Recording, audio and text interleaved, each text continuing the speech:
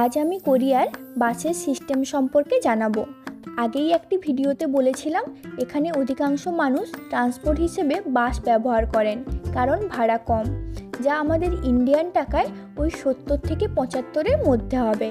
আর এখানে পেমেন্ট পদ্ধতি হিসেবে টি মানি কার্ড ব্যবহার করা হয়, যা আমাদের ওই এটিএম কার্ডেরই মতো। এছাড়াও এই কার্ডটি ট্যাক্সি ও সাবওয়েতেও ব্যবহৃত হয়। তবে একটি মজার ব্যাপার হলো, ভাড়া যেমন কম ঠিক তেমন নির্ধারিত, অর্থাৎ আপনি 1 কিলোমিটার গেলে আপনাকে যে পরিমাণ ভাড়া দিতে হবে, ঠিক তেমনভাবে 10 কিলোমিটার গেলেও সমপরিমাণ ভাড়া দিতে হবে। বাসের সামনের দরজা দিয়ে ওঠার সময় টি মানি কার্ডটি ট্যাপ করতে হয় এবং নামার সময় আপনার গন্তব্যে পৌঁছানোর আগেই স্টপ বোতামটি প্রেস করতে হবে এবং পেছনের দরজা দিয়ে নামার সময় পুনরায় টি মানি কার্ডটি অবশ্যই ট্যাপ করে নামতে হবে। বাসের ভেতরে ইংরেজি ও কোরিয়ান উভয় ভাষাতেই ঘোষণা করা হয়।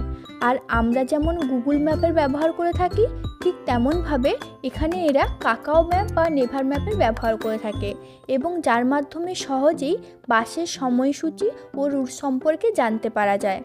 এছাড়াও বাস স্ট্যান্ডগুলিতে বাস স্টপেজে আসার আগেই স্ক্রিনে দেখিয়ে দেওয়া হয় বাসটি স্টপেজে ঢুকছে, এবং এই সমস্ত প্রসেসটাই সিস্টেমেটিকভাবে হয়ে থাকে।